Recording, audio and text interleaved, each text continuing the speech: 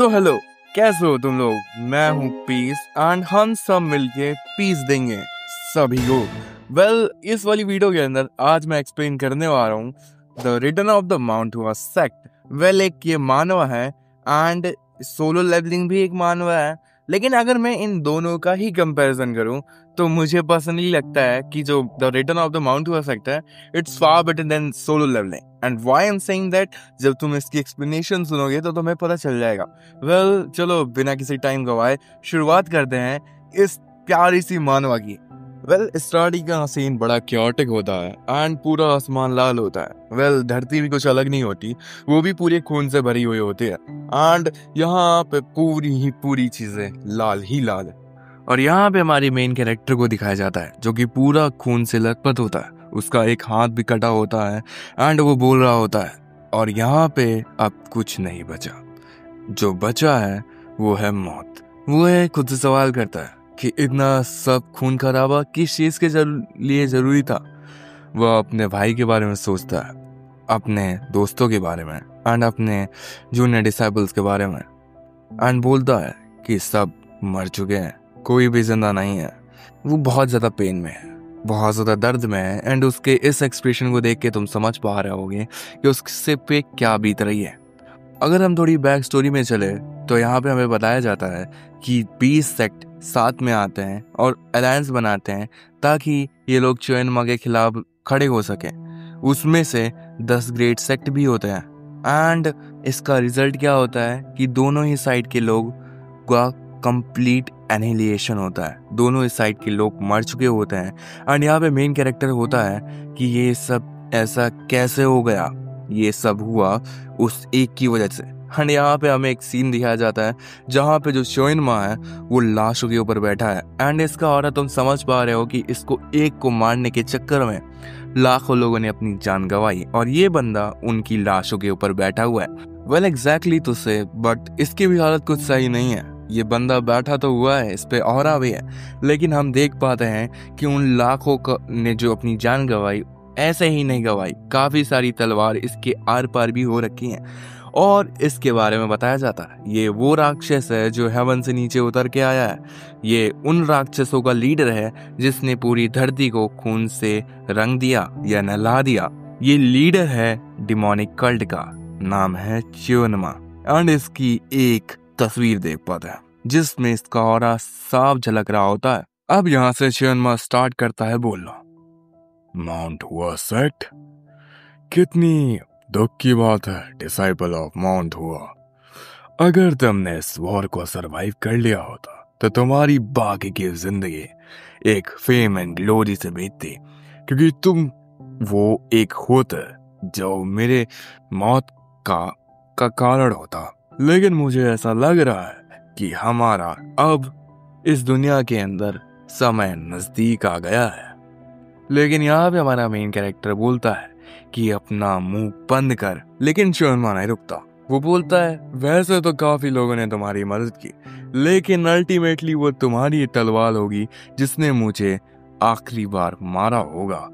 In the name of चोएनमा, मैं चोएनमा leader of demonic cult, मैं दुनिया को बताता हूँ एंड तुम्हें एक्नॉलेज करता हूँ, तुम्हारी तलवार को एक्नॉलेज करता हूँ कि जो ब्लेड है माउंट हुआ के वह सबसे ज्यादा ग्रेटेस्ट है इस पूरी दुनिया के अंदर। लेकिन यहाँ पे हमारा मेन कैरेक्टर बोलता है कि चुप कर, लेकिन चोएनमा नहीं रोकता और बोलता है कितने दुख की बात है, अगर मैंने एक और दिन देखा होता तो शायद मैं चोएनमा नेम के लिए सच में वर्दी होता, लेकिन अब ये कोई भी मतलब नहीं रखता क्योंकि शायद ये भी मेरी डेस्टिनी है। लेकिन वो लास्ट में बोलते हुए जाता है डिसाइपल ऑफ माउंट हुआ, ये याद रखना कि ये अंत नहीं है, एक दिन डिमोनिक फोर्स जरूर लौटेंगे और जिस दिन वो लौटेंगे उस दिन ये पूरी दुनिया डिमोनिक कल्ट के रूल के अंदर गिर जाएगा एंड उसके बाद हम लोग वो बन जाएंगे जिसको कोई भी स्टॉप नहीं कर सकता। और जैसे ये बोल रहा होता है, जो हमारा मेन कैरेक्टर होता है वो दौड़ते हुए आता है और अपने एक भयंकर स्लैश से उसकी मुंडी धड़ से अलग कर देता है। लेकिन वो मरते मरते भी हम देख पा रहे होते हैं जो चोएनमा होता है उसके जो एक्सप्रेशन होता है, उसके एक्सप्रेशन को देख पा रहे होता है। उस बंदे की आंखों पे बिल्कुल भी डर नहीं है उसे ना ही पेन से मतलब है, ना ही इससे मतलब कि उसने कितनों को मारा। यही तो है इसका ऑरा। और यहाँ पे हम देख पा रहे होते हैं कि जो इसके बाद है हमारा मेन कैरेक्टर, वह बोलता है कि ये वॉर खत्म हो गई, लेकिन मुझे ये भी पता है कि मेरी जो जिंदगी है वो भी पास आ रही है। इसका मतलब ये बंदा भी अब यहाँ पे मर रहा है। लेकिन ये अंत में सोच रहा होता है कि अब माउंट हुआ में क्या रह गया। जितने भी मेंबर थे चियोंग लाइन के, वो माउंट हुआ के यहाँ पे मरे हुए हैं। सब लोग मर चुके हैं। यहाँ पे अब एक भी डिसाइपल या मेंबर नहीं बचा जो माउंट हुआ को आगे ले पाए। सारे डिसाइपल इस वॉर के अंदर खत्म हो चुके हैं, मर चुके हैं। अब जो भी सर्वाइवर्स हैं वो है बच्चे, जो कि शायद एक तलवार भी उठा नहीं सकते। एंड ऑल द वर्ल्ड, जितना भी ब्लड है माउंट हुआ का जो कि इस वॉर के अंदर बहा है, क्या इन द एंड इसका कोई मतलब है? इसका कोई मतलब है क्या? लेकिन अंत में ये फिर भी बोल रहा होता है कि अगर मैं अपनी ट्रेनिंग के अंदर थोड़ा और डेडिकेटेड होता, मैंने थोड़ा सा और ट्रेनिंग कर ली होती, तो शायद मैं इनमें से एक को बचा लेता। अब कुछ भी नहीं हो सकता, सब कुछ मिट्टी में मिल चुका है। Even the most radiant blossom भी एक दिन सूख जाता है, झड़ जाता है, माउंट हुआ। एंड उसके ये लास्ट वर्ड थे। एंड यहाँ पे वो अपना दम तोड़ देता है। एंड यहाँ पे हमें बताया जा रहा होता है 13 disciples line of the gate Mount Hua, जिसमें से 3 ग्रेटेस्ट स्वॉर्ड्समैन थे अर्थ के अंदर। उसमें से एक master of blazing blade, Cheng Myong. And ये चेंग म्योंग जो नाम है, ये वही बंदा है जो अभी अभी मर चुका है। और यहाँ पे बताया जा रहा होता है कि च्योनमा की लाइफ लेने के बाद जो च्योन मोंग है वो मर गया 1000 माउंटेन रेंजेस के ऊपर। एंड यहाँ पे देख पा रहे हो कि किस रेंजेस की बात की जा रही है। और यहाँ पे लास्ट में हमें च्योंगमोंग के लास्ट विजन दिखाए जाते हैं, जहाँ पे वो अपने को छोटे में देखता है, कैसे वे बड़ा हुआ और कैसे बाकी डिसाइबल के साथ उसने ट्रेनिंग की।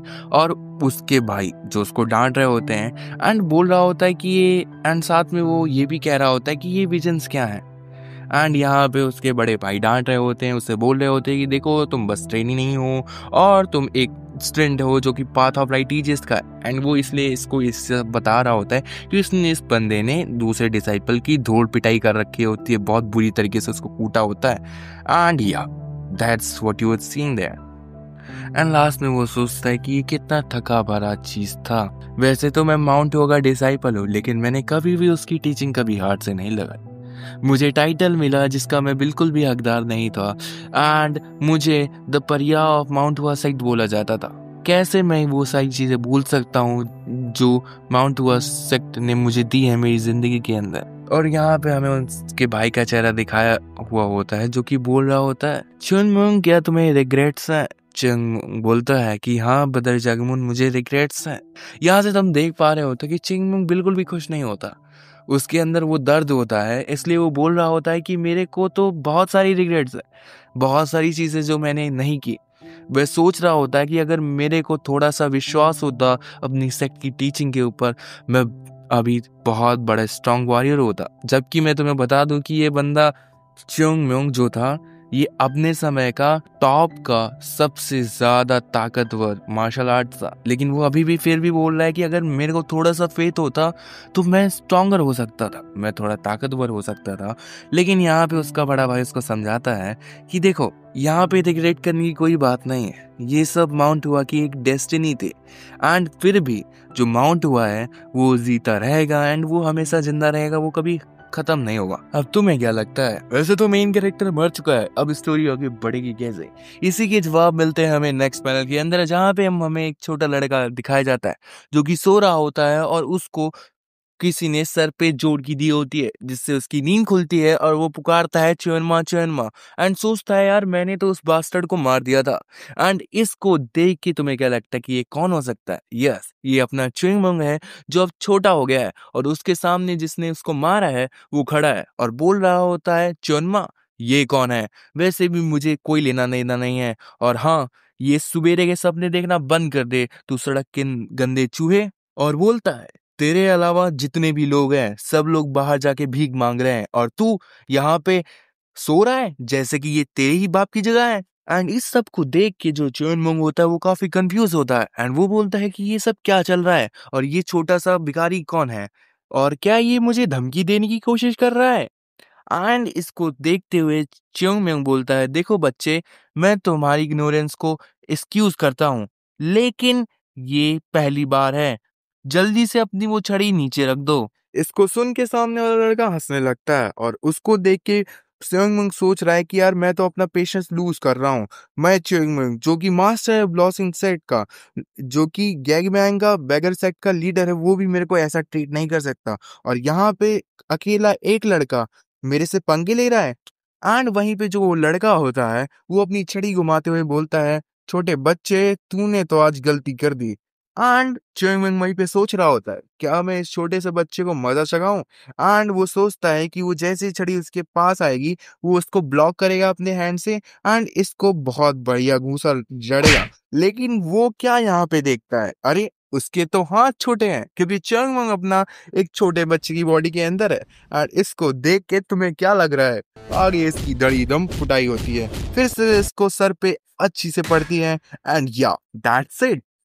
एंड जब उसकी कुटाई हो रही होती है वहीं पीछे से एक लड़का आता है जो ये सब देखता है एंड ये सब देख के वो वापस उसी रास्ते से निकल जाता है। एंड हमें एक नेक्स्ट पैनल दिखता है जहाँ पे च्योंग अपने जख्मों को साफ कर रहा है एंड उस बच्चे को या कर्ज कर रहा है। एंड वो कह रहा है कि मैं तो कभी इतना बुरा अपने माउंट हुआ में भी नहीं पिटा, यहाँ तक कि उन्होंने मेरे साथ ये सब नहीं किया। एंड वो यहाँ पे कसम भी खाता है, ये जो आज उसके साथ हुआ इसकी वजह से जितना भी इंटायर गैंगबैंग सेट है उसको एक बार भरपाई करनी पड़ेगी जो भी उस लड़के ने मेरे साथ किया। एंड जब वो ये सब सोच ही रहा होता है तभी वो अपनी परछाई देखता है रिवर के अंदर, जहाँ पे वो बोलता है, वो सब तो ठीक है लेकिन ये जो रिफ्लेक्शन में वाटर में देख पा रहा हूँ ये छोटा बच्चा कौन है और ये सब मेरे साथ क्या हो गया, या ये कोई रिंकारनेशन है जो बुद्धिस्ट मॉन्क मानते हैं। एंड वो ये सब सोचते हुए ये भी बोलता है कि अगर मुझे पता होता कि रिंकारनेशन जैसे कोई चीज होता है तो मैं माउंट हुआ की जगह मैं किसी साउलिन सेक्ट में चला जाता। एंड वो जब ये सब कुछ सोच रहा होता है तभी उसके पीछे से वही लड़का आता है एंड वो वही लड़का था जो उसको पिटते हुए देख के वापस चला गया था। एंड वो पूछता है कि यार तुम ठीक हो ना। एंड बोल रहा होता है, वैसे तो उनचॉस हमेशा से ही ऐसा है लेकिन मुझे लगता है कि आज उसने तुम्हारी कुछ ज्यादा ही धुलाई कर दी। एंड चंगमंग को बेसिकली इससे कोई मतलब नहीं है, वो सीधे पूछता है कि मेरे पास एक सवाल है एंड बाद में बोलता है नहीं, मेरे दो सवाल हैं। एंड देखो भाई, अगर तुम्हारा कोई दोस्त है एंड उसके साथ तुम भीख मांगते हो, आई मीन नहीं, जनरली ऐसा तो नहीं होता, लेकिन अचानक से वो तुमसे क्वेश्चन करने लगे तो सब लोग शॉक होंगे एंड वो भी यहाँ पे कंफ्यूज होता है एंड ये सब बहुत ज्यादा कंफ्यूजिंग है उसके लिए। एंड यहाँ पे चंदो का पहला सवाल सुनिए, वो पूछता है क्या मैं एक भिखारी हूँ, नहीं, उसने राजकुमार वाले कपड़े पहन रखे हैं। यहाँ पे वो बंदा भी सेम जवाब देता है, या तुम्हें ऐसा नहीं लगता कि तुमने बहुत बढ़िया ड्रेस पहन रखी है। एंड जिसको देख के चुनमा काफी ज्यादा फ्रस्ट्रेट है, वो सोच भी नहीं सकता कि वो अब एक भिखारी है। एंड फिर वहां पे वो अपनी हिम्मत जुटा के दोबारा से क्वेश्चन पूछता है। एक दूसरा क्वेश्चन है मेरा, चुनमा, क्या तुमने इस नाम के बारे में कभी सुना है। एंड इस सब को सुन के सामने वाला बंदा काफी ज्यादा कंफ्यूज है एंड वो कहता है कि यार तुम ठीक तो हो? लेकिन यहाँ पे चुनमुंग मुंह बनाते हुए बोलता है, नहीं, बस तुम मेरे क्वेश्चंस का आंसर करो। सो वो बोलता है, हाँ ठीक है, मैं करता हूँ तुम्हारे क्वेश्चंस का आंसर। वैसे वो बोलता है, वैसे तो मैंने चोनमा के बारे में सुन रखा है, शायद वो एक डिमोनिक लीडर था जो कि 100 years अगो मारा गया। एंड जब वो ये शब्द सुनता है 100 साल पहले, चोनमा काफी शौक है, क्या चोनमा को मरे हुए 100 साल हो गए। एंड इस सब को सुन के वो बंदा उसकी कॉलर पकड़ लेता है, आई मीन चोनमा उस बंदे की कॉलर पकड़ता है एंड पूछता है कि क्या तुम सही बोल रहे हो, कहीं तुम मुझसे झूठ तो नहीं बोल रहे हो। एंड वो बोल रहा होता है कि भाई तू ठीक है, ये सब क्या कर रहा है तू। एंड यहाँ पे चंग को इससे कोई मतलब नहीं रहता, वो तो भैया अपने में लगा हुआ है कि यार तुम मुझसे झूठ तो नहीं बोल रहा। लेकिन वो सामने वाला बंदा बोलता है कि मेरे पास क्या ही वजह है तुमसे झूठ बोलने की। एंड इस सब को सुन के वो उसे छोड़ देता है एंड वो खुद ही पे सोच रहा है, क्या 100 साल बीत चुके हैं। एंड वो ये भी खुद से सवाल करता है कि मैं तुरंत मरने के बाद ही मेरा रिइंकार्नेशन क्यों नहीं हुआ, ये 100 साल किस बात के। एंड वो अपनी किस्मत को कोस रहा होता है कि वो उसके साथ ऐसा कैसे कर सकती है। एंड उसको एक फीलिंग भी आ रही होती है कि शायद वो अब इस दुनिया में अकेला हुआ है। वो अकेला क्यों है? एक बात बताओ, एक बंदा जो मरता है एंड वो एक 100 साल बाद रिइंकार्नेशन होता है, तुम्हें लगता होगा कि उसके जानने पहचानने वाले अभी जिंदा होंगे? तो बेसिकली उसके पॉइंट ऑफ व्यू से अब वो दुनिया में अकेला हो चुका है। और तभी उसको एक चीज याद आती है माउंट हुआ के बारे में। एंड वो उससे जवाब पूछता है, अच्छा अच्छा एक बात बताओ, माउंट हुआ का क्या हुआ? एंड वो बंदा काफी कंफ्यूज है ये नाम सुन के, जैसे कि उसने कभी ये नाम सुना ही ना हो। एंड इसको देख के भी चुनमा थोड़ा शॉक्ड है।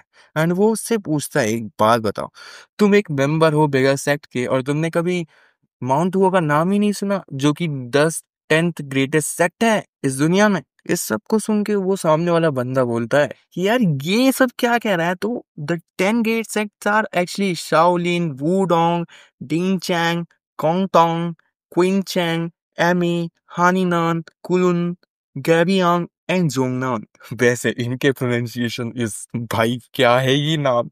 ये क्या सोच के रखते हैं भाई, प्रोनाउंशिएट करे भी नहीं होता। वैसे जैसे बना मैंने कर दिया। एंड यहाँ पे चुनमोंग को एक बात समझ में आती है कि यहाँ पे कहीं भी माउंट हुआ का नाम ही नहीं है 10 ग्रेट सेक्ट के अंदर। एंड वो ये सोचता है क्या माउंट हुआ अब 10 ग्रेट सेक्ट्स में नहीं है? एंड ये सब सुन के वो बहुत शॉक में है। एंड यहीं पे ये वाली वीडियो एंड होती है। अगर तुम्हें वीडियो पसंद आई हो और आगे की तुम्हें एक्सप्लेनेशन चाहिए तो लाइक कर देना एंड सब्सक्राइब कर देना। वैसे मैं तुम्हें एक सीक्रेट बताऊं तो देखो, मैंने इससे भी पहले कुछ एक्सप्लेनेशन बनाई थी 2 वीडियो की, एंड मैं उसको कंटिन्यू नहीं कर पाया क्योंकि बेसिकली मेरे एग्जाम चल रहे थे, मैं 12th में था। तो या these are the reason that why I don't able to continue that series। But मैं तुमसे वादा करता हूँ, अगर तुम इस पे अच्छा रिस्पॉन्स दिखाओगे तो मैं इसको कंटिन्यू करूंगा। एंड बिल्कुल कंटिन्यू करूंगा। और थोड़ा सा आवाज इधर उधर हो सकती है क्योंकि I don't have a mic right now, जिसकी वजह से थोड़ा थोड़ा मुझे जगह बदलनी पड़ती है क्योंकि बैकग्राउंड नॉइज काफी आता है। तो वेल, इन सबको साइड में रखते हैं and hopefully you are doing well. And मिलते हैं किसी और वीडियो में। तब तक के लिए bye bye, tata, see you again.